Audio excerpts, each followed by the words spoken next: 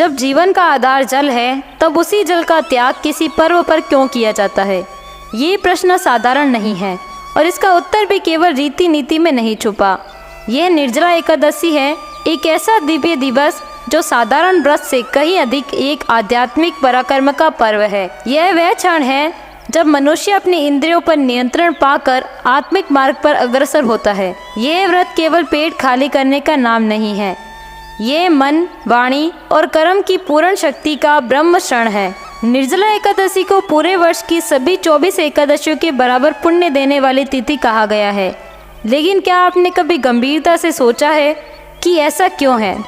क्यों इस दिन एक दिन को इतनी विशेष मान्यता दी गई है कि इसे भीमसेनी एकादशी भी कहा गया? इसका उत्तर छुपा है महाभारत के उस प्रसंग में जब भीमसेन ने श्री व्यास जी से कहा था कि उन्हें भूख बहुत लगती है और वे अन्य एकादशियों का पालन नहीं कर पाते। तब श्री व्यास जी ने उन्हें एक विशेष उपाय बताया। यदि तुम साल भर की एकादशियों का पुण्य एक साथ प्राप्त करना चाहते हो तो केवल निर्जला एकादशी का पालन कर लो।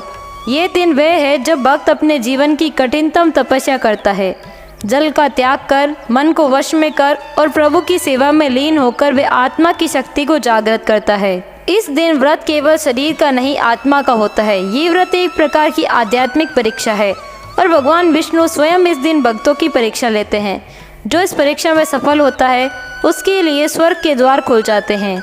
यही कारण है कि इसे इतना पुण्यकारी कहा गया है। इस वर्ष निर्जला एकादशी 6 जून शुक्रवार को मनाई जा रही है, जो ज्येष्ठ मास के शुक्ल पक्ष की एकादशी तिथि है।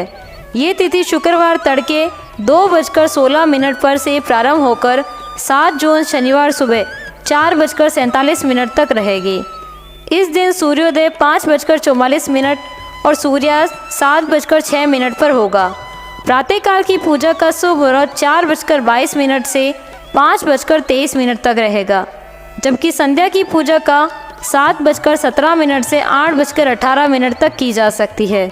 विशेष संयोगों की दृष्टि से देखा जाए तो इस दिन हस्त और चित्रा नक्षत्रों का दुर्लभ मिलन हो रहा है। सुबह 6:34 से हस्त नक्षत्र और उसके बाद चित्रा नक्षत्र का प्रवेश होगा। ये योग व्रत और पूजा के लिए अत्यंत मंगलकारी माना गया है। वहीं राहु काल का समय सुबह 10:30 से 12 बजे तक रहेगा, जिस दौरान कोई शुभ कार्य नहीं करना चाहिए।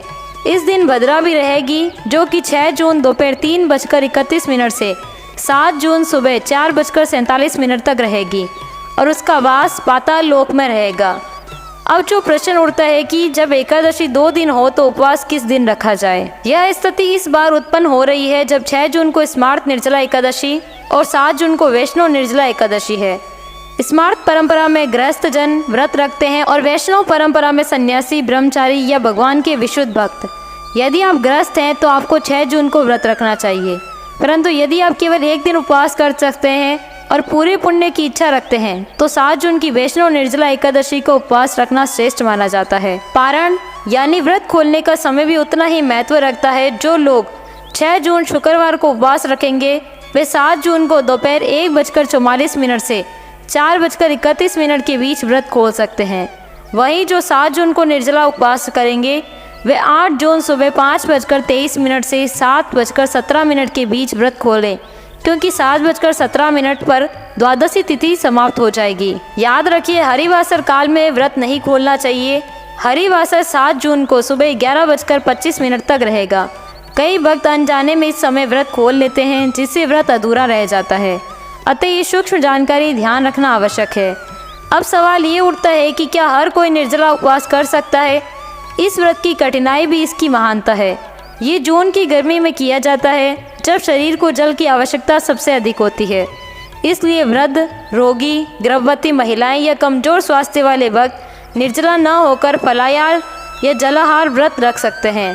शास्त्र भी इसी की अनुमति देते हैं। स्वास्थ्य के अनुसार व्रत का स्वरूप बदला जा सकता है, क्योंकि व्रत का उद्देश्य केवल शारीरिक त्याग नहीं बल्कि मन की पवित्रता और भक्ति है। यह दिन केवल उपवास का नहीं बल्कि पूरे ब्रह्मांड के सामंजस्य से जुड़ा एक आत्मिक उत्सव है। ये वह समय है जब एक साधक अपने जीवन के उद्देश्यों को याद करता है, अपने कर्मों की समीक्षा करता है और भगवान से सच्चे हृदय से जुड़ता है। आप सभी को निर्जला एकादशी की हार्दिक शुभकामनाएं।